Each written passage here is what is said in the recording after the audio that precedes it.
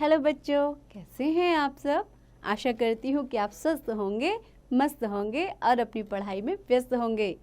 आपकी इसी पढ़ाई को आगे बढ़ाते हुए आज हम पढ़ने जा रहे हैं एक नया पाठ, एक नया चैप्टर, जिसका शीर्षक है भाग्य का खेल।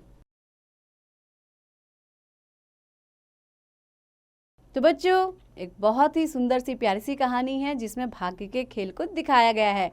तो आइए इस कहानी को शुरू करते हैं। आप लोग भी ध्यान से सुनिएगा। एक गांव में एक निर्धन किसान रहता था। बच्चों, निर्धन यानी कि गरीब। एक बहुत ही गरीब किसान रहता था। वह कोई काम धंधा नहीं करता था। उसका मानना था कि जितना भाग्य में लिखा है उतना ही तो मिलेगा, फिर कामकाज करने से क्या लाभ। उसका एक बेटा था, बिरजू। एक दिन बिरजू ने अपनी माँ से पूछा, माँ, हम इतने गरीब क्यों हैं। माँ बोली, बेटा, हमारे भाग्य में गरीबी लिखी है, इसलिए हम गरीब हैं। माँ, भाग्य क्या होता है। माँ झुंझला कर बोली, बेटे, मैं क्या जानूं कि भाग्य क्या होता है, यह तो बड़े बूढ़ों की बातें हैं। बिरजू सोचने लगा, माँ तो कुछ बताती नहीं, फिर कौन बताएगा। उस गांव में एक मंदिर था। मंदिर में एक पुजारी रहते थे। पुजारी जी ज्ञानी थे। बिरजू उन्हीं के पास पहुंचा। बिरजू ने पुजारी जी से पूछा, पुजारी जी, भाग्य क्या होता है। पुजारी जी बिरजू और उसके पिता को जानते थे। कुछ देर तक वे सोचते रहे, फिर बोले, बेटा, आज तुम जाओ, 2 दिन बाद तुम अपने पिता को साथ लेकर आना, तब मैं बताऊंगा कि भाग्य क्या होता है। बिरजू घर लौट आया। 2 दिन बाद वह पिता के साथ पुजारी जी के पास पहुंचा। पुजारी जी बिरजू के पिता से बोले, भाई, तुम्हारा बेटा बड़ा भाग्यशाली है। कुछ पुण्य का काम करोगे तो इसका भाग्य चमक जाएगा, फिर तो तुम्हारे घर में भाग्य ही भाग्य है। पुजारी जी, हमारे पास तो पुण्य का काम करने के लिए कुछ भी नहीं है। बिरजू के पिता ने उत्तर दिया, उसकी चिंता मत करो, तुम्हें तो बस इतना करना है।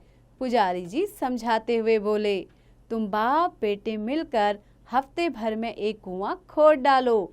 इससे बड़ा पुण्य का काम दूसरा नहीं। इससे तुम्हारे बेटे के भाग्य खुल जाएंगे। बिरजू के पिता बहुत प्रसन्न हुए। बाप बेटे ने मिलकर कुआं खोदना शुरू कर दिया। 7वें दिन बाप बेटे कुआं खोद रहे थे, तभी उन्हें पीतल का एक घड़ा दिखाई दिया। बिरजू घड़ा निकाल कर पुजारी जी के पास ले गया और बोला, पुजारी जी, खुदाई के दौरान हमें एक पीतल का घड़ा मिला है। पुजारी जी ने घड़े के अंदर हाथ डाला। घड़ा चांदी के सिक्कों से भरा था। उसमें कागज का एक टुकड़ा भी था। पुजारी जी ने कागज का टुकड़ा अपने हाथ में ले लिया और सिक्कों से भरा घड़ा बिरजू को देते हुए कहा, लो, यह तुम्हारे भाग्य का है। तुमने कुआं न खोदा होता तो यह घड़ा कैसे मिलता। फिर पुजारी जी ने कागज का टुकड़ा बिरजू के पिता को देते हुए कहा, इसे पढ़ो। बिरजू के पिता ने आश्चर्य से पुजारी जी की ओर दृष्टि डाली। बच्चों, दृष्टि डाली यानी कि नजर डाली। पुजारी जी मंद मंद मुस्कुराते हुए बोले, भाग्य के भरोसे बैठना तो आलसियों का काम है। घर जाओ और आज से तुम दोनों मिलकर अपनी खेती करो। देखोगे कि भाग्य तुम्हारे घर दौड़ कर आएगा। बाप बेटे समझ गए थे कि भाग्य क्या है। तो बच्चों, कैसी लगी आपको ये कहानी। आशा करती हूँ आपको बहुत पसंद आई होगी। और साथ ही आपने इससे क्या सीख ली कि हमारा भाग्य हमारे कर्म पर निर्भर करता है। तो बच्चों, ऐसे ही पढ़ते रहिए, आगे बढ़ते रहिए और हाँ, इसका अभ्यास भी जरूर कीजिए।